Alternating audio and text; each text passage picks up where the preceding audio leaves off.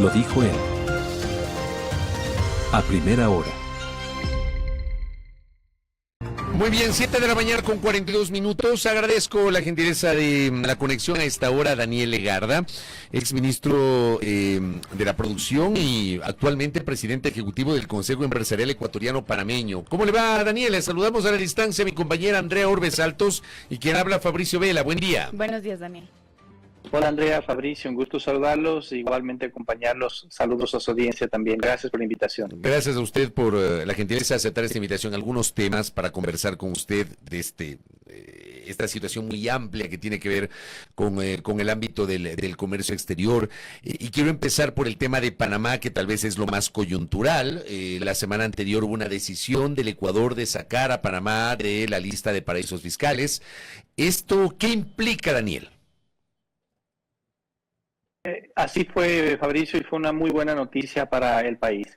La noticia en realidad no es algo que se ha conseguido de la noche a la mañana, es un trabajo que viene realizándose por varios años ya, pero este tema de poder eliminar a Panamá de la lista de paraísos fiscales o las listas discriminatorias, como técnicamente se lo conoce, va a ayudar en 3 ámbitos principalmente, y por eso es una buena noticia para el país. Primero, está asociado a la firma de un convenio de información que se dio el día viernes, de intercambio de información efectiva en materia tributaria. Desde el punto de vista de los objetivos del Estado, del gobierno como tal, es muy importante porque permite tener una herramienta práctica para el intercambio de información y el fortalecimiento de la gestión tributaria, de los controles, de las revisiones y de las alertas que necesita en ese sentido, ¿no? Eso es muy importante, ya serán las autoridades las que den más detalles sobre el funcionamiento de ese mecanismo, pero es de altos estándares porque está firmado en el marco del Foro de Transparencia Fiscal, del cual tanto Ecuador como Panamá forman parte. Esto tiene estándares OSD y se viene trabajando desde el año 2021, inclusive, tal vez inclusive antes, ¿no? Eso por ese lado del objetivo desde el punto de vista de la política pública y de los objetivos del Estado. Antes de que pase, Daniel, privado, antes de que pase a otro tema, porque quisiera abordar justamente en lo que usted acaba de mencionar, ¿qué diferencia tiene, por ejemplo, con esta suscripción que tuvo Ecuador en la Convención sobre Asistencia Administrativa Mutua en materia fiscal, que ya se había firmado en 2022 y que, digamos, permitía también intercambiar información tributaria? ¿Cuál es la diferencia con este acuerdo que usted ha mencionado, Daniel?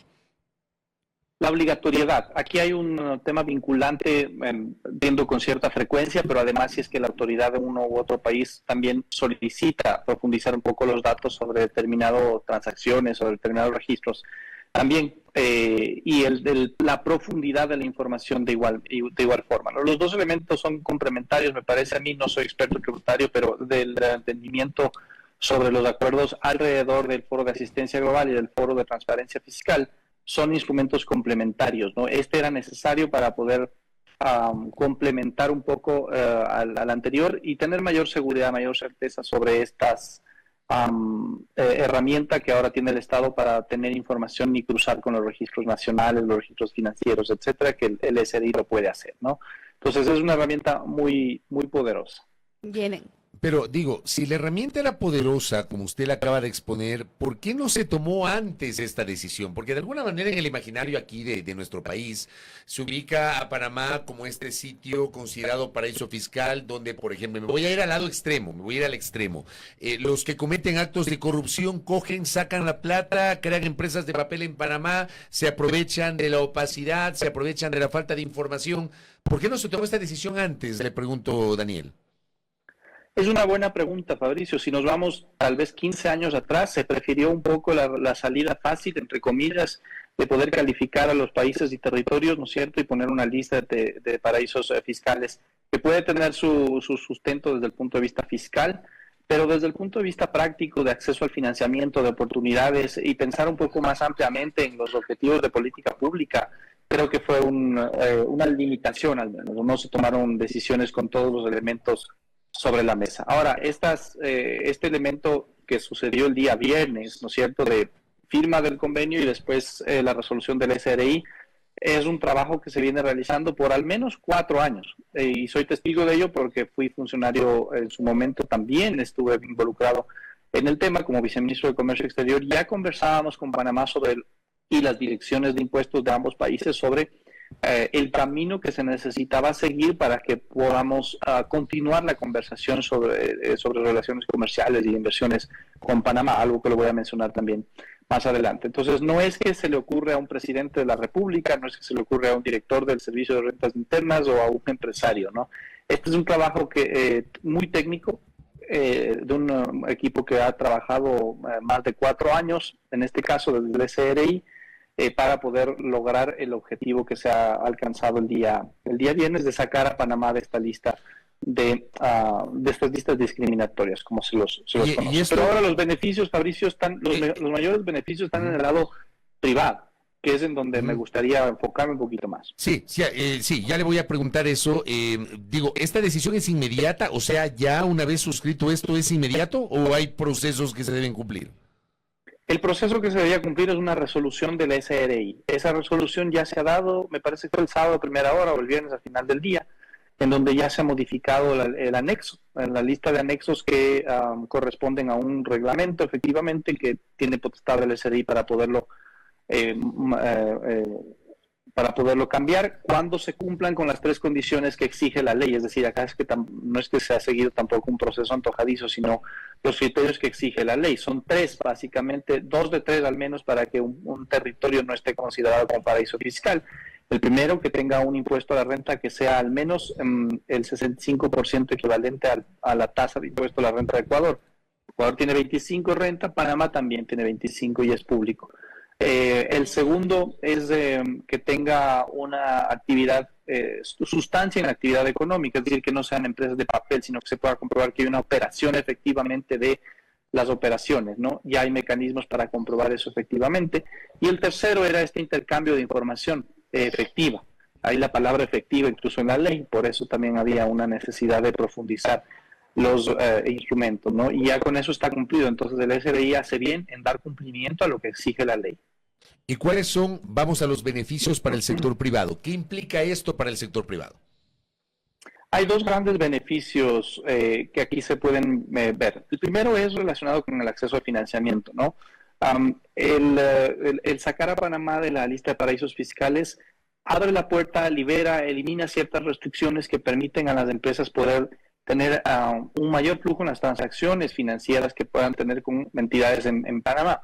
Las empresas podrán ahora acceder a los beneficios de ley, por ejemplo, deducciones impositivas por ley que antes no podían por ser un paraíso fiscal, y que por lo tanto también limitaba el acceso a créditos en un hub financiero como es Panamá. Por eso menciono que ahí había algo que no se tomó en cuenta en su momento al establecer este mecanismo como tal. El Ecuador necesita tener más crédito, necesita elementos que puedan ayudar a bajar el crédito. Esto va en la dirección adecuada en ese sentido. Y eso va a tener un beneficio de manera transversal, ¿no? Para todos los sectores que puedan acceder de manera directa o indirecta a créditos en Panamá. Por ejemplo, una empresa que contrate directamente un crédito con un volumen importante en una entidad financiera en Panamá, eso es directo, o indirectamente a través del apalancamiento que las entidades financieras nacionales pueden hacer también con un banco o una financiera en Panamá. Creo que ese es un ámbito que se abre de manera importante y ello va a facilitar también los flujos, ¿no? Bolsas de valores, por ejemplo, que buscan este financiamiento con la emisión de bonos, por ejemplo, ofreciendo estos bonos también a accionistas externos, en este caso en Panamá, va a ser muy útil para ese fondeo, ¿no? Ese es el primer beneficio. Y el segundo tiene que ver con el sector productivo. Pues se abre la posibilidad de retomar una conversación de un acuerdo comercial, un acuerdo de alcance parcial Ecuador-Panamá. Esta iniciativa ya se empezó a conversar en el 2021-2022, se firmaron los términos de referencia, yo participé en su momento en esa conversación, pero era difícil continuar avanzando en esta iniciativa mientras no haya este elemento que había que quitar del medio, que era eliminar a Panamá de la lista de paraísos fiscales. Era un pedido que hacía siempre Panamá. Hoy ya se ha hecho eso, hay una muy buena coyuntura para poder perseguir ese objetivo. Y justamente, Fabricio, desde el Consejo Empresarial Ecuatoriano Panameño, que ahora pues me honro en presidir también, las empresas que lo conforman han confiado en mi criterio para poder liderar esta nueva iniciativa. Es un consejo de reciente conformación. Hay importantes empresas ecuatorianas, panameñas que la conforman, por ejemplo, Corporación Favorita, que tiene operación en Panamá igualmente desde hace algunos años, Procesadora Nacional de Alimentos, Pronaca, de la misma forma, Copa Airlines, Banco Pichincha, que tiene también operación financiera, allá Danec, entre otras empresas que lo han conformado, porque todas buscan perseguir este objetivo de profundizar las relaciones de Ecuador-Panamá, además de algunos gremios de la producción, cámaras de industria, federación de exportadores, que también siempre están impulsando estos objetivos. Ese objetivo ahora, el de retomar las negociaciones de un acuerdo comercial, es el principal que va a perseguir el Consejo Empresarial Ecuatoriano Panameño, y bueno, habrá un lanzamiento oficial la siguiente semana para dar a conocer un poco más de las acciones, su conformación y demás, y sobre todo acompañar a los gobiernos a través de la relación desde el sector privado, porque al final del día son los gobiernos los que negocian, ojo, ¿no? El Ministerio de Comercio en este caso, pero necesitan un poco de esa anuencia, de ese acompañamiento, de ese impulso de los sectores privados, tanto en Ecuador como en Panamá, y ese es justamente el rol que va a jugar este Consejo. ¿Cuál sería para usted, Daniel, los siguientes pasos para fortalecer esta relación comercial con Panamá? Hay expertos también, otros expertos que hablan sobre, por ejemplo, un convenio para evitar la doble tributación, y otros que incluso señalan que se debería iniciar ya las negociaciones para un tratado de libre comercio. Y los convenios de doble tributación, Andrea, son complementarios, ¿no? Eso es algo que puede darse. Ayudan mucho en el tema de exportación y comercio en general de servicios. Pues ahí no hay aranceles, en el comercio de servicios no hay aranceles, pero sí las retenciones de los diferentes impuestos. Puede ser algo interesante a tener en cuenta para la exportación de servicios, para mejorar las exportaciones de servicios de toda índole. Ojo que también hay empresas ecuatorianas que brindan servicios a Panamá. Panamá es muy grande en temas de servicios financieros, logísticos y otros más, pero también Ecuador le oferta servicios a Panamá en otras ramas, ¿no?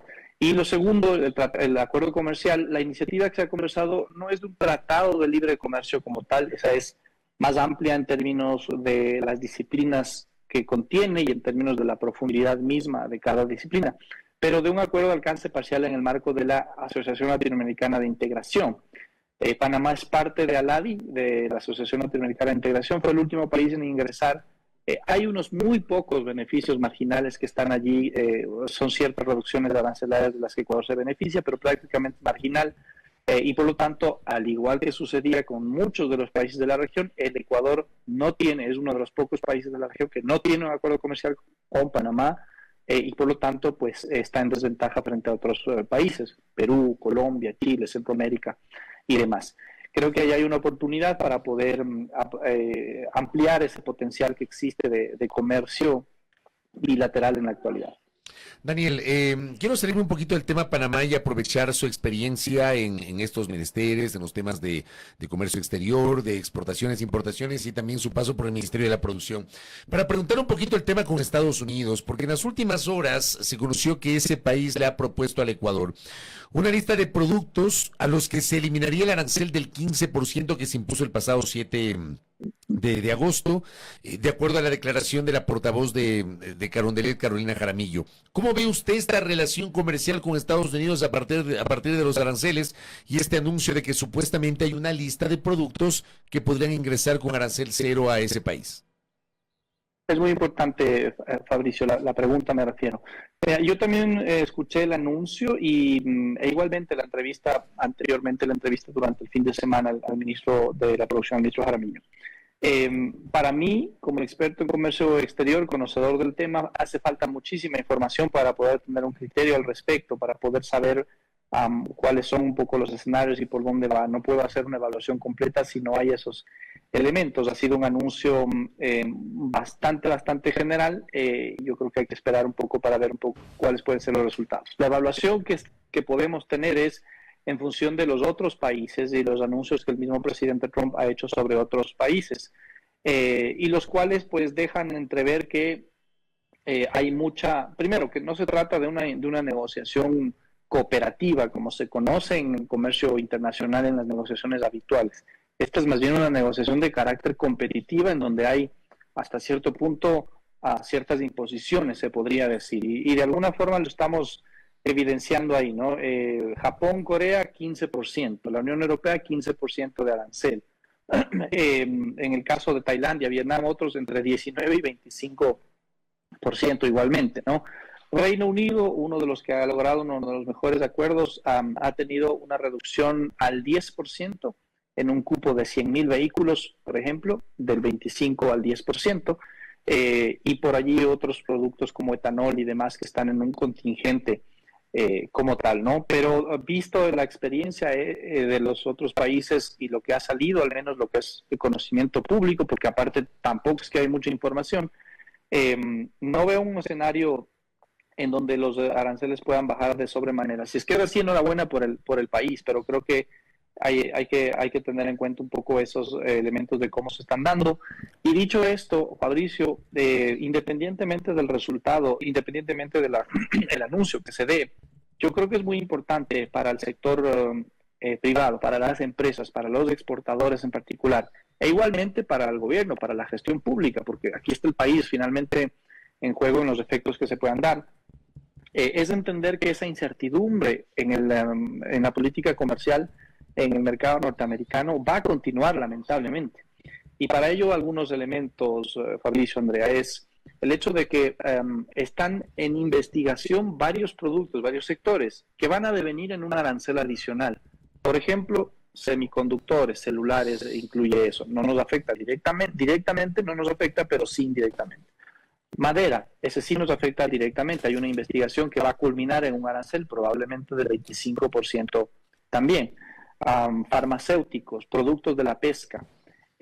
Todos esos, no estoy dando toda la lista, pero hay una larga lista de productos que están siguiendo una investigación del Departamento de Comercio, de la Secretaría de Comercio, que van a terminar en un arancel sectorial, parecido al que tiene de vehículos de acero y aluminio, y por lo tanto, estos se aplican independientemente de la tarifa del arancel recíproco. Ojo con eso, es algo que va a seguir cambiando.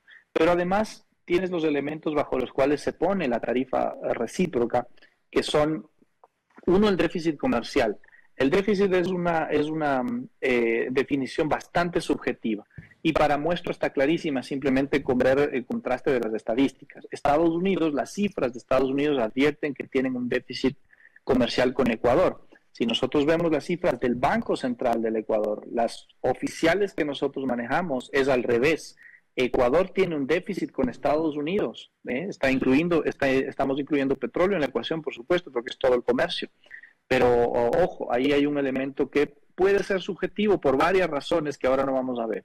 Y el segundo elemento es político. En el caso de Brasil, por ejemplo, estamos viendo cómo las decisiones judiciales internas de un país que pueden o no gustarle a un presidente, las está utilizando como una herramienta, ¿no es cierto?, de presión. No me gusta tu decisión judicial sobre el expresidente Bolsonaro, 40% de tarifa adicional por eso, y Brasil está en total con una tarifa del 50% de arancel, aun cuando Brasil tiene un déficit comercial con Estados Unidos. Hay otros elementos en la ecuación ahí de aranceles. Esto me lleva nuevamente a reforzar el argumento de que esa incertidumbre va a continuar en el mercado norteamericano, y por lo tanto es preciso que las empresas y el sector público igualmente puedan profundizar las acciones para diversificar el comercio. Estados Unidos, ojo con esto, porque no quiero decir que Estados Unidos no es importante. Estados Unidos ha sido y seguirá siendo muy importante, y en todo caso es bueno que los diálogos se continúen en ese sentido. Siempre va a ser positivo mantener un diálogo allá, porque es un mercado muy importante y lo va a seguir siendo. Pero a todas luces el mercado y la política, más bien dicho, está gritando diversifiquen los mercados. Entonces, en ese sentido, está ya el TLC con China, ¿no es cierto? Costa Rica, para algunos productos que son interesantes, también es una muy buena noticia el anuncio sobre la firma de Corea del Sur. Esto ha pasado 2 años desde que se realizó el cierre ya, pero enhorabuena que pueda iniciarse el proceso de ratificación interna. El gobierno tiene que acelerar ese proceso. Se cerró la negociación con Canadá en enero de este año. Igualmente hay que acelerar el proceso interno de las revisiones y demás. Y lo que debe continuar es ese proceso de apertura. Por eso esta coyuntura de Panamá es positiva también en ese contexto, pues va a permitir poner su granito de arena en este objetivo de diversificar los mercados para las exportaciones. Correcto. Daniel Legarda, gracias por el tiempo. Muy interesante charla y sobre todo muy ilustrativa sobre las últimas decisiones, sobre todo en el tema de Panamá y luego pues la expectativa de lo que pueda resolver Estados Unidos en la relación bilateral con Ecuador. Muy amable, Daniel. Gracias, Daniel. Gracias. Siempre un gusto. Saludos. Lo propio a Daniel Legarda, exministro de la Producción y actualmente presidente ejecutivo del Consejo Empresarial Ecuatoriano Panameño, aquí en A Primera Hora. Primera plana. Todas las noticias, todas las voces.